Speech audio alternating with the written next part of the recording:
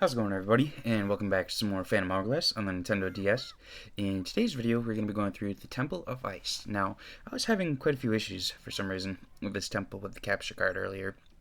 Like, I tried a few times, about a week or so, ago, and I just kept, having issues in one certain area, so I'm not sure if it had to do with the color palette or just something on my laptop was up. But as soon as I upgraded the drivers, or updated the drivers, everything was normal, so it must have just been an issue with that particular driver.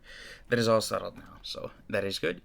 This place is going to be home for a lot of slippery floors, which is kind of annoying sometimes, but they're not really in any super inconvenient places. It's just more so of slowing us down, I suppose. But otherwise, the temple is not super difficult, but you may struggle here and there with the occasional ice that is in a slightly more inconvenient spot. But for the most part, I think this is probably also one of my favorite temples in the game. The beginner temples, like from, what was that first, what's the first one? Temple of Fire? I can't remember what it was called, but those first three, I wasn't super fond of. Like, some of them had their moments, you know? But playing through this again, I'm really liking these past two temples so far. Like, I really enjoyed the Goron Temple, and I really enjoyed this one when I played through it as well. Not like any super exciting treasure chests, unfortunately, but you know, it's about the experience, right? Getting a good experience going through the temple, and I think that's all that really matters when it comes to a Zelda game. Determining like if it's good or not. Just the experiences in the temple, are they done like well? Are there like different environments, that sort of thing. So I think this one was done very well, aside from the icy floors, but that's to be expected from, you know, a temple of ice. It comes with the name. So what are you gonna do? In terms of like how I would rank this to other temples, ice temples in the other Zelda games, um, I would say it is better than A Link to the Past's Ice Palace. Maybe better than A Link Between Worlds as well. For sure better than the Ice Cavern. So it's definitely got some points, but I did like, what is that? Snowhead from Twilight Princess. I forget if it's Snowhead or Snow Peak, but I did like that one better than this because that was just such a cool dungeon idea to have it in a house versus like an actual dungeon. It's just someone's house. They did a lot of cool things in Twilight Princess, which I feel they kind of should have brought back at some point, but it is what it is. One thing about this place is that we get a really cool item that's kind of fitting, honestly. I always compare the ice dungeons with the water dungeons in Zelda games, and I think that is fair to compare the two in this game because there is no water dungeon in this game, but there are certain elements of water temples, dungeons in this game, in this dungeon, specifically the item, because the item is very reminiscent, but a different take on the item that you get from the water temple in Danby's Grave and the Water Temple from Ocarina of Time. I'll go ahead and spoil it right now. Skip ahead like 30 seconds if you're not interested, but it's actually a grappling hook, which was in Wind Waker, but it has a different feature in this game. Like, it doesn't work exactly the same because it's top-down view, but just like the idea of hook shots and claw shots in general, I always find them really cool. One thing that I think would be cool to have it return that kind of doesn't have the same effect, but would still be a cool idea to have, is I think the switch hook should make a return at some point. Now, this would probably have to be done in a top-down Zelda game, but I think it'd be cool to see again, because I really, like I said in a previous Zelda, I think I said it in the Goron video, I've been playing through the Oracle games lately, and I believe it's Ages that has the switch hook, correct? I believe so. And I'm really enjoying the whole item there, because just it's such a different take on the hook shot. I mean, not such a different take, but it's a different take on the hook shot, and I don't know, it's kind of a breath of fresh air in that regard. I do think the hook shot's cooler overall, long shot, claw shot, whatever you want to call it, but the switch hook, the way it works is that there has to be a specific item, like something you can pick up most of the time, and that is how you like switch from one spot to the other, or an enemy. You can switch spots with an enemy, and it's something that was never really utilized a whole lot. Was switching with enemies. Like you did have your switch up moments, but for the most part, they were never involving enemies. But one thing the Oracle games did do well is the fact that um, you'd use your other items in other dungeons. Like there'd be some dungeons where you'd be using like the previous two dungeon items, or like something you got from the first dungeon. Um, this game kind of does that too in certain aspects, which I really like. But I feel that some of the Zelda games are pretty lacking in that department. Um, Echoes of Wisdom is kind of unique though, because there's not like a specific dungeon item. Like you do have the bow, you do have the bombs, you have your sword, but like traditional Zelda games, I feel like it's kind of, it really depends from game to game. Like, I don't think A Link Between Worlds really did that at all. Had you using too many previous items, because like the way that was also an interesting take on getting items, because with that game, how it would work is you'd rent items, and the rented item would affect a certain temple or a certain dungeon, and I forgot what the switch was for. I don't remember. The way that would work is like you'd bring a specific item into a specific dungeon, and you wouldn't really need any other items. Now you could use them; they might help out with a little bit, but there was never like really any specific use for them, you know. But with this game, like we already used the bomb shoe here. There's spots for us to use the boomerang. There's spots for us to use the just regular bombs, and it's really cool that this game, and I think Spirit Tracks kind of implemented that as well, just making use of previous items. Which what game was it? Might have been. I don't think it was a Wind Waker. Was it Wind Waker? But I feel like there's kind of a brief time where it wasn't as heavily used. Like take Twilight Princess for example. Like the Palace of Twilight, we're using our claw shot, but we're not really using our ball and chain or our boomerang. So it kind of like makes us wonder what's the point of these other items. You're mostly only getting them for like certain side quests, you know, side quest items. So I really appreciate Zelda games that make use of previous items, just complete newer dungeons. Now Ocarina of Time in that regard, because Ocarina of Time I would say is still my favorite Zelda game, but I feel like Ocarina of Time didn't really do that too much. Sure there's like here and there a spot, but I feel like things like the Megaton Hammer weren't really used a whole lot. Like not used enough. They had an occasional switch here and there, but I feel like the older games are where, in this game, where like, some of those items like really got their chances to shine. You know, that's just my personal opinion. We do encounter these guys again, the Yook, and from what I understand is that they're kind of like under some sort of mind control going on right now, and that's the reason they're like all hostile and whatnot. Because you'll see in the next video that they're actually nice people, and I think it's just something to do with like the temple boss that's affecting them. I don't quite understand how that works, but it's brainwashing is just it's appeared in Zelda games, but I don't quite understand like how it works in this specific scenario. Like, what was her name in Ocarina of Time? Was it Niburu?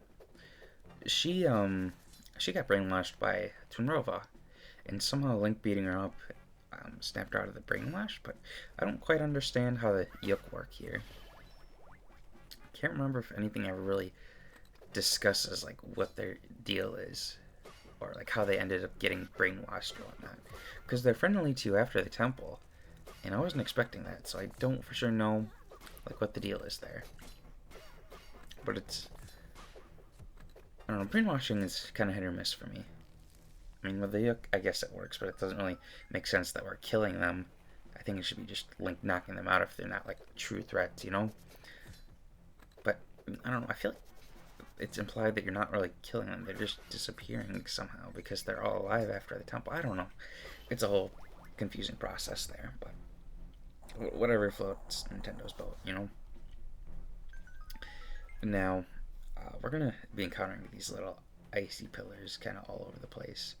Usually there's gonna be something that you could do that'll, well, always, there's always gonna be something you could do that'll get rid of them. You just gotta look around it a little bit. There's nothing that's overly hard to find. You just make sure you use your seers, your eyes, if you want to be normal. There's gonna be some gems here and there. Like we've already got the was that a wisdom gem we got earlier? So we're definitely getting up there with our second set of gems with everything, but still a little ways to go before we get 20 of each gem. But you know, we're in no rush because we're doing just fine with the extra defense that I have currently, and we have extra offense. We have the sword beams, which I don't really understand why that is. Like, I just feel like the sword beams just kind of are a little useless, you know? I mean, it's cool to have for like nostalgia purposes and making it feel like it's a powerful magical weapon, but I don't really understand, like, for reasons other than that, you know? But it is what it is. It's nice that they included it. I suppose they just maybe couldn't really think of anything else for courage, and I guess that is a tough one. I mean, they could have given you like the hurricane spin for that and then had it become more powerful and hit 20, but I think having the hurricane spin separately does make this a little bit cooler, because then we can equip one of the bonuses and have the hurricane spin at the same time. And what you want to do with those switches is make a little bridge like you do there, and then use your boomerang on top of it, which I do get in just a bit. But the grapple is such a cool weapon in this game. The ways that you use it, the way it was implemented, just it kind of acting like a small hook shot. It's a really cool weapon, and hook shots are kind of always my favorite.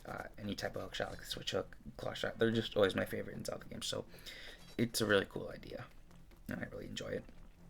Although I wasn't overly fond of the grappling hook in Wind Waker, I did like the hook shot a bit more in that game. But grappling hook was definitely a good unique idea, and it was cool that they implemented it in a different way for this game. The way this guy's going to work, the longer you pull it out, the more time you're going to get. So we want that tongue as long as possible. That sounds weird to say, but that's how you do it. And then we just run our way over, which I think I miss a few times because the floor is a little icy. You might be able to use the grappling hook to get there a little bit faster if you grapple onto the torches, but otherwise it's just a matter of timing properly.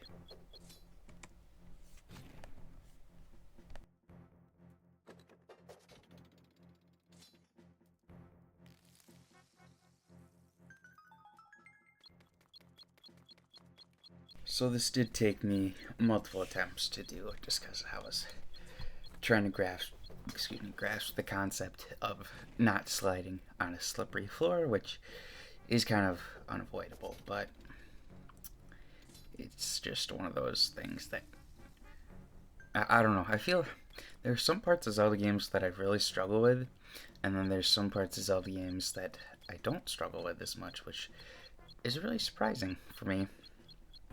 I did get it this try though, fortunately. But I don't know. Some of the things in Zelda games, like, excuse me, there's certain puzzles I feel like I've struggled with a lot more than I should have, but puzzles that I shouldn't really struggle with, or that I should struggle with, I don't struggle with. So it's always been interesting for me just trying to find out like how I handle a specific Zelda game. Tears of the Kingdom and Breath of the Wild are ones that I did kind of struggle with. I do have the Tears of the Kingdom playthrough on my channel. You can sometimes find like random parts that I did struggle with quite a bit, but for the most part I feel like I did pretty alright, you know. It wasn't the best playthrough in the world by any means, but for me, just not being like a pro Breath of the Wild player, I feel that I did alright with that game. Now, Breath of the Wild is something that I'm just I don't think I'll ever play on the channel. Not that I think it's a bad game. I just those types of Zelda games. They're kind of like a one and done for me. You know, I prefer traditional style Zelda games. So something like Echoes of Wisdom, I don't really feel is traditional. Hence why I've probably only played that one once. But I could return to it because it's closer to a traditional game than say Tears of the Kingdom or Breath of the Wild. Another thing, excuse me, another reason that I tend not to play those games a whole lot more times than my initial playthrough. Just in terms of collecting, I usually prefer 100% in games when I can, and if I haven't done so before. Um, but when it's a game that like requires like 900 something Korok seeds or however many there are, it's just so tedious that you have to go to like every seed spot, that you have to go to every part on the map, that you have to like beat every boss. You know, it gets to be a lot, and I prefer like the older games where there's not like a billion different things that require 100%ing. Heck, I would even say GTA games are easier to 100% than Tears of the Kingdom and Breath of the Wild, which I get it's not supposed to be easy. It's supposed to like put all your time into it, but still, for someone that's like super bothered by not 100%ing a game, it's better if I just stay away from it, you know? Excuse me. I actually haven't really played too much of the Hyrule Warrior games though, but I did see that there's a new one coming out for. I don't know. I just jumped there. There's a new one coming out for the Switch too, and that reminds me that I've never played Age of Calamity. Um, well, I think I did the first chapter maybe. I do have it for my Switch, but I never really played past the initial like first. I think it was the first chapter, first mission, something. But I do think would maybe get back into those games. I did play the original Hyrule Warriors on my Wii U, and then I do have the 3DS version as well, which is that one called Hyrule? Yeah, Hyrule Warrior Legends. I really enjoyed that one, but I super enjoyed the Wii U version just because you could like I would play with my brother sometimes, and we would just we'd have a blast when we played. So a lot of fun memories with those games. And I do understand the appeal of those ones because they're like a whole like I don't want to Warzone, but not like in the context of Call of Duty Warzone, just like Warzone type game, like a battlefield. I think that's a really cool idea for a Zelda game. I think it would be like really cool or just as cool if they did like a 2D style game. Just giving you like the Oracle game weapons, like your big orange sword, your master sword, switch hook, arrows, seed shooter, stuff like that, and have you take on a whole lot more enemies. That way, it would be probably less for the system to handle, but that you could get more enemies overall, and I think that would be a really cool experience. Kind of in line with like how the Hyrule Warriors game play now. Like, I don't think it would be necessarily more fun than Hyrule Warriors, but I think you could accomplish being just as fun, with just like a different style, like the old 2D style, which I feel does need to be revisited at some point now. Whether or not it's going to be, I don't know. But I do hope that Nintendo at some point maybe plans to revisit or kind of re-implement, I guess, with how they did Link's Awakening, remaster. I think that's the term for it. I think that'd be cool to see. Or remake. I think it's a remake. I always forget those terms, but it would be cool to see like an Oracle game style in the Link's Awakening, like art. But I don't know, because I think there's issues with Capcom or something. I think that's part of the reason. But hopefully someday, maybe we'll see it again. Maybe not though, but I can hope, right?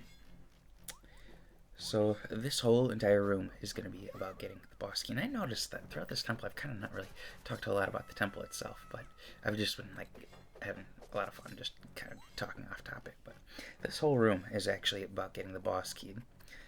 You work your way from the bottom to the top, and then we're going to go to the right, and I think we go to the top middle, and then we finally make our way to the bottom right, and that is how we find the switch or whatever it is that gives us access the boss key. And that thing that I just did right there where I launched myself, I think that is a really, really cool idea that they had for the game.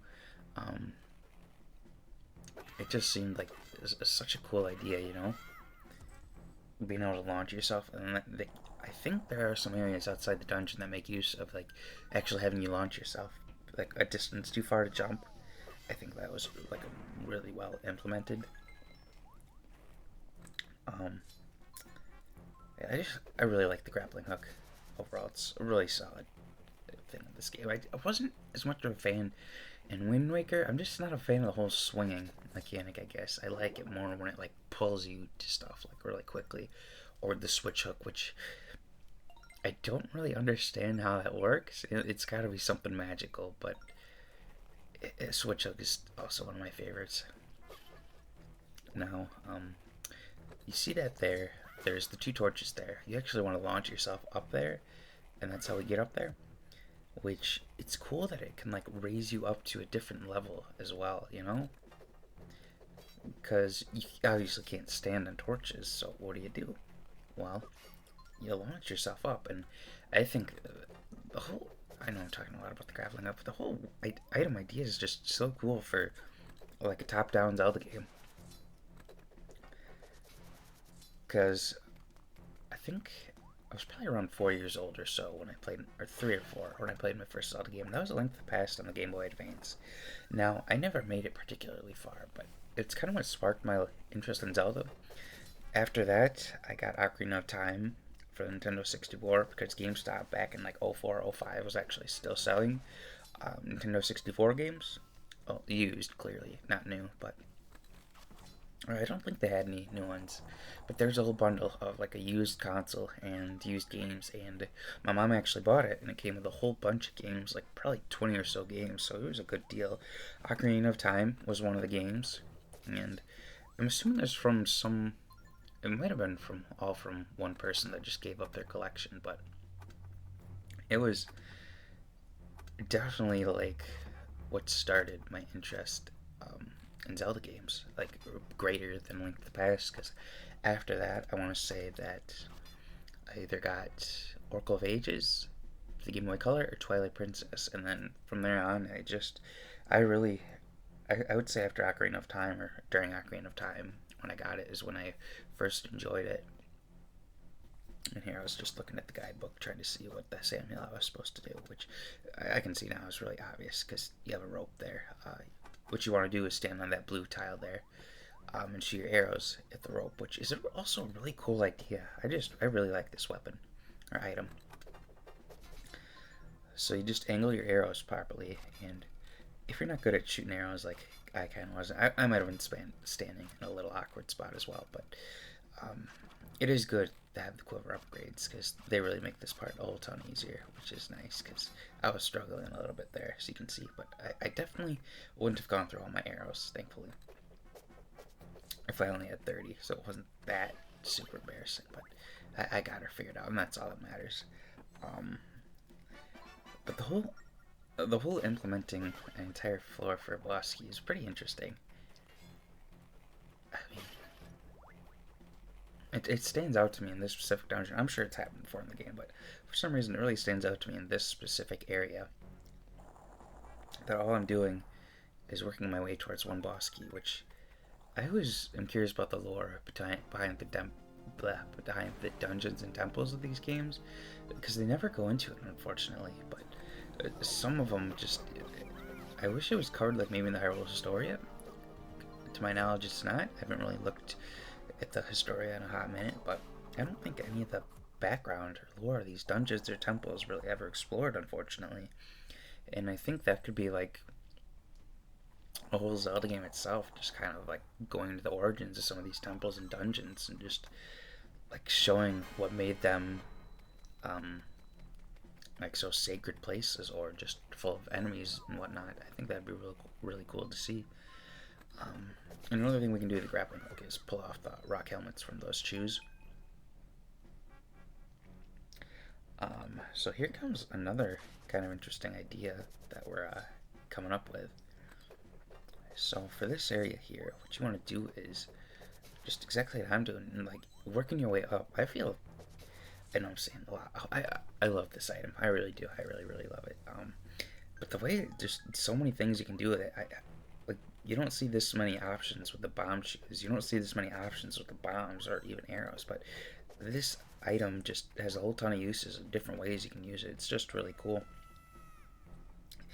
I guess in some arguments, I could maybe consider it better than the hook shot and long shot or the claw shot, but it's just not there. The claw shot is just on a whole double claw shot, especially, is just on a whole nother level. And long shot and hook shots are just they're really cool as well. So I don't know. Just the grappling items are really cool in Zelda games. That's all I got to say on the rest of that matter. And now that we have the boss key, we're actually going to be facing a very cool boss fight. Probably my favorite boss fight so far in the game. Because it makes a really good use of your items. I know that I struggled quite a lot with the Goron Temple's boss. I'm just trying to line up the bomb shoe, which took me a minute to figure out. But this one I think is just super duper cool. I mean, the Goron one was cool too, but this one specifically is just, it seems really cool. And I am remembering that I think it was the first room, or no, not the first room. I think it was the second room that I went into the dungeon. Like after we went up, either up or down the stairs, there was that one little area that had the snake tongue. I don't know what happens if you pull that out for sure. Maybe it gives you some rupees or something, because I don't remember seeing it listed as like a gem in the guidebook. But here's our boss fight, and excuse me, it's a Gleeok, which we've seen in other Zelda games, starting with the first Zelda game, I believe. I think it was the first boss, actually. The way this is going to work is that you want to make a grappling hook diagonal, and what that's going to allow you to do is hit the ball back at the opposite Gleeok, because if you just try straight on, it's not going to make it, but you just go back and forth with the grappling hook, and that's how you do damage to the boss. And we want to knock off their shells, because this is phase 1 of the boss fight. I mean, I really love how they implemented the top and bottom screens for these boss fights. Because normally you just get the map up there, but for this one, it's like a full-on cinematic boss fight going on. And to avoid the tsunamis, all you want to do is stand up here, and you're safe. For some reason, this Link can't swim. I don't know the reason for that, and you do want to watch out for these little ice shoves or iceberg thingies, because they will damage you. But I don't know. Part of me thinks a 3D version of this game would be really cool, but I don't think they would implement swimming, and I think that swimming would be a cool feature to have, but I just don't see that happening. But this is a really cool boss fight, just like how the grappling hook is implemented, and the way we use it in phase 2, because you do use the grappling hook 2 different ways in this boss fight. And you'll see that in just a second.